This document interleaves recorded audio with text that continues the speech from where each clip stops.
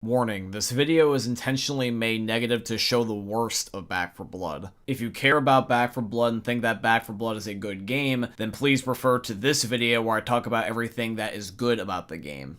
Back 4 Blood is meant to be the spiritual successor to the franchise Left 4 Dead, which is owned by Valve Software. In today's video, I want to take a look at what Turtle Rock has done that has hurt the game, and what makes Back 4 Blood a bad game. Lack of good game modes. Back 4 Blood is a decent game at heart, however though it really struggles in the game mode department because other than the single player campaign slash multiplayer campaign, the only other game mode that exists is the versus mode, and the versus mode in Back 4 Blood is basically trash.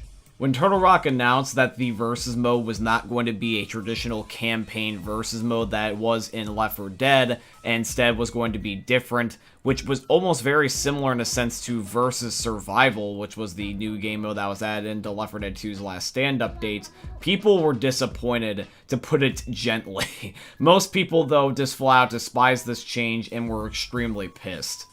Now, for me in particular, I always try to look on the positive side of things. I also like to give everything a fair chance and actually play it before I judge it. And when the versus mode for Back 4 Blood came out and was available in the beta, and I played it, I knew immediately that this was going to be a problem. I've made a very in-depth video before talking about why versus in Back 4 Blood is bad. To save you guys the grief and to not beat this poor game mode any more than it already has been over the last 6 months, I am just going to briefly, in summary, brush over some of the topics that I brought up. Number one is that, why is that this game mode in particular has not been changed or revamped like whatsoever? This game mode should have been tweaked and overhauled a long time ago, but yet the game mode is essentially like untouched, and it still plays out in the way that people don't desire. People want a versus that functions like it did in Left 4 Dead 2, where you play throughout a campaign, and it seems like Turtle Rock has zero interest in even remotely considering that idea. Number two, why is it that this game mode has only got one variant? Why is that this has to be versus survival? Why can't there just be survival and versus by themselves? If you're not going to overhaul this mode and you want this version of the mode to exist, why can't you make a versus 2 or make a survival mode just completely separate in itself? Because even in Left 4 Dead, when we had versus survival, which is the closest thing to this, there still was a normal versus and a normal survival separate by themselves. Third, why is it that this game is trying to dabble in Battle Royale? Why is it that the game has a storm that pushes you closer to the center when that's not what this game mode is even meant to be? Is this meant to be survival? Is this meant to be versus survival? Is this meant to be versus? Hell, is this supposed to be like a ripoff or like an interpretation of Fortnite? Why is it that this game mode can't make up its mind on what it wants to be? The game mode has issues, but I think it mostly suffers from an identity crisis, because even Left 4 Dead versus survival didn't necessarily do that hot, but it's just the idea that Turtle Rock just doesn't seem to care is the problem. Even if it's later than never, I would still love to see a traditional versus and a traditional survival mode come to this game, and I'm hoping that that does happen at least one day in the future. Lack of updates and DLC. So for those of you guys that don't follow Turtle Rock on Twitter and don't know about the DLC roadmap, the first DLC was just announced and they were actually talking about what was going to be coming out in it. This is supposed to be coming out on April the 12th. There's going to be 2 new survivors, some skins, some new special infected, some new weapon cosmetics, and also going to be a brand new game mode. Now, the problem is though, is that why did this take like over half of a year almost? Like, I completely get it that we actually have a pandemic still going on to this very day right now with the whole entire, thing going on that I can't say. I get that. It's completely understandable.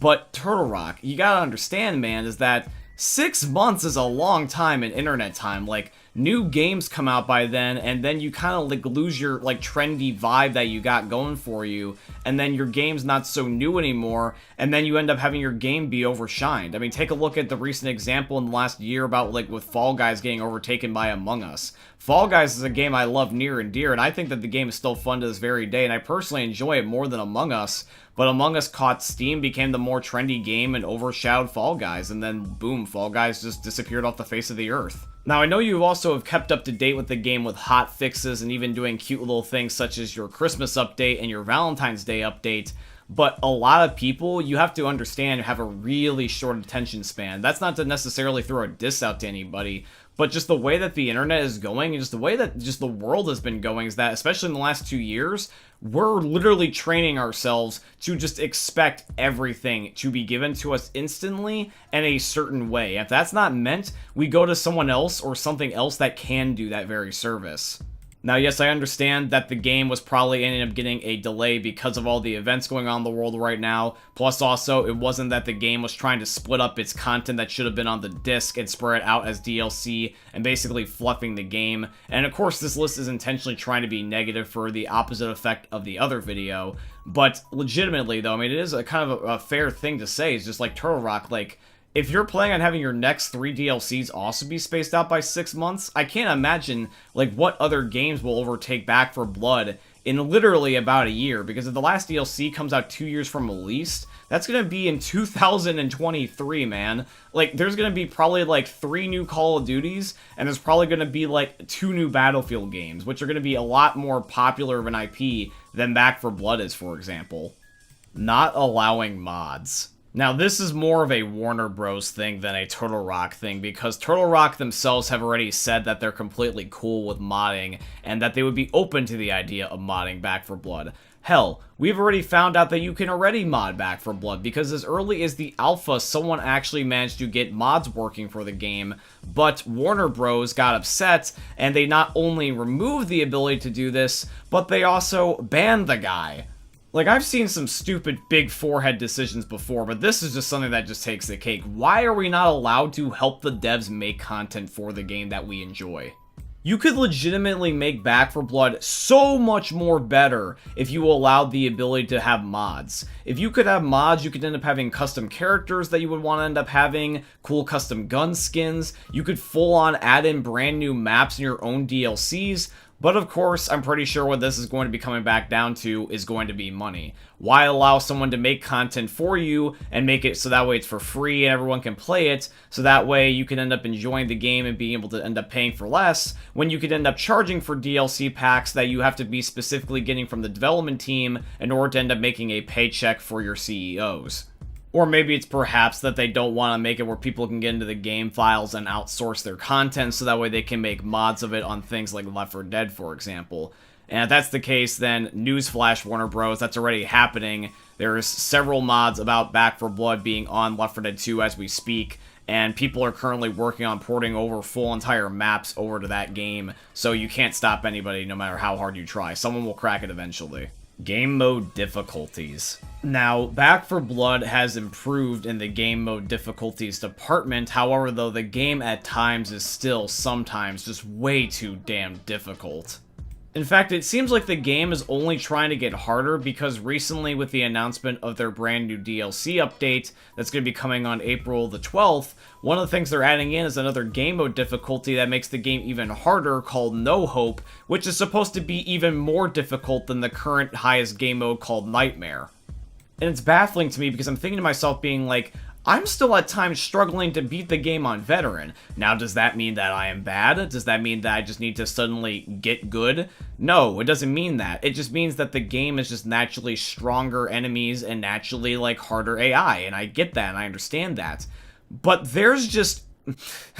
there's just a certain type of time and a certain type of place where I just want to break my monitor screens. The game has a built-in feature called a director. This is something that was actually in Left 4 Dead 2, and it basically is meant to make it where the game adapts around your skill level. So depending on if you're doing well, the game is naturally going to get more difficult as you progress throughout the campaign. Maybe perhaps suddenly they spawn in a certain special infected in front of you to block your path, or maybe even spawn in less supplies so that way you can't get as good of loot. The problem is, though, is that in Back 4 Blood, specifically, the game has a issue right now where the special infected seem to spawn in way too inconveniently. They'll either spawn in, like, several groups, where there basically is, like, a horde of special specifically, or the corruption cards, which are one of my least favorite parts about the card system in the game, where they basically give you, like, armored tall boys or, like, wretch hordes, where essentially the game is playing, like, a mutations level type of corruption card, so that way you have to be able to go up against something that is pretty much deemed like the most frustrating thing imaginable.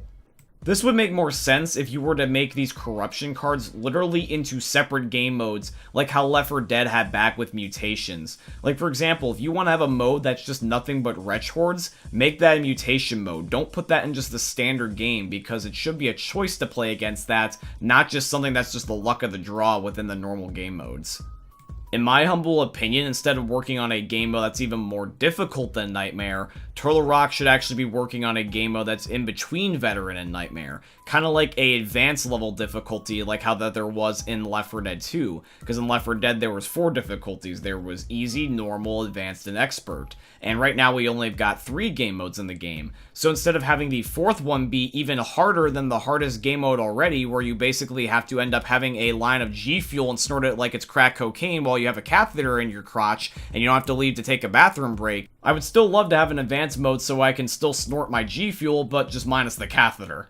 Special Infected. Now, Turtle Rock has done a great job so far at handling the survivors in Back 4 Blood. I think that they're really fun, I think that they have great personalities, they're balanced, and they have a really good story. Now, in comparison with the Special Infected in the game, I think that this is where Turtle Rock is struggling.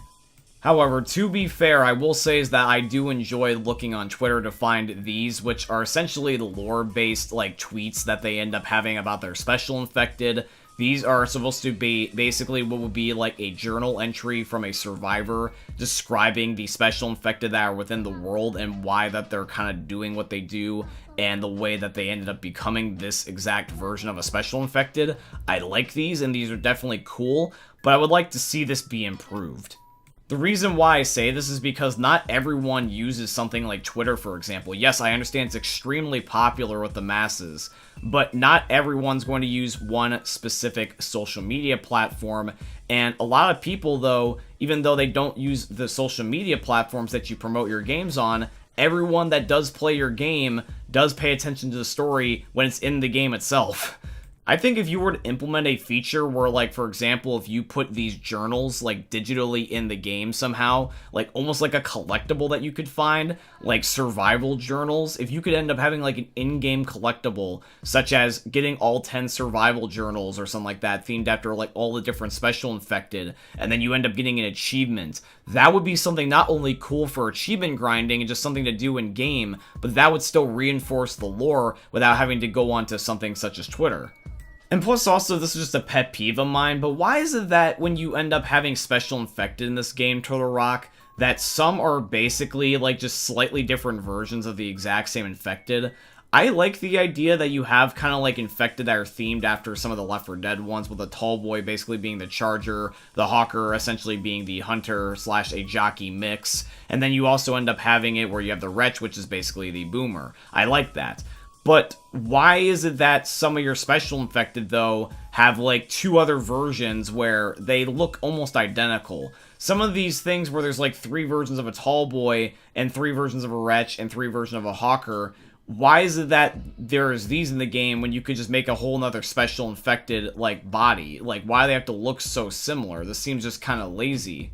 In fact, after 6 months, I thought that the new Special Infected that were going to be coming to the game would be brand new ones that were different, kind of maybe similar to like a boss like the Abomination or something. Hell, at the very least, I thought that they would be different. But no, they're just more versions of the same 3 Special Infected that have been in the game since the launch. That would be like me taking 3 different thumbnails and me wearing different clothing and saying that these are 3 different people, like these are my twin brothers or something. At the end of the day, I think that Turtle Rock the most needs to work on the Special Infected looks because they got the story down, and I like the fact that they're trying to include lore. I really do notice the attention to detail, and they do want people to look for the lore. But the thing is, though, is that the lore should be more accessible, and the looks also the Infected being changed would be a nice bonus. But yeah, guys, that's going to be here for today's video, and I do truly hope you guys end up enjoying. If you did, please consider dropping a like, comment, and subscribe to show your guys' support. Do you think that Back 4 Blood is a bad game? If so, let me know in the comment section down below and why. But if you do think that Back 4 Blood is actually a good game instead, then I definitely recommend that you check out the opposite version of this video, which is going to end up being reasons why Back 4 Blood is a good game. And by the way, guys, if you also like to financially support the channel, I would tremendously appreciate if you guys could go check out my Patreon. It's always linked down below in all my YouTube video descriptions, or you guys could use supporter creator code BlackNinja797 in all caps in the Fortnite Epic Games item shops, because Epic is my very first sponsor, and they're sponsoring today's video, so shout out to Epic Games. And by the way, thank you to Jake Squid once again for being a Patreon supporter. I appreciate you, my friend. You are an awesome lad. But yeah, guys, this is going to be it for today's video, and I do truly hope you guys end up enjoying seeing another YouTube video from the most unique YouTubers we're ever going to see. Thank you for watching, guys. I love you, and peace out. Hey, meme lords. Jesus here. And you better have enjoyed that video there by the eternal god Daddy Ninja.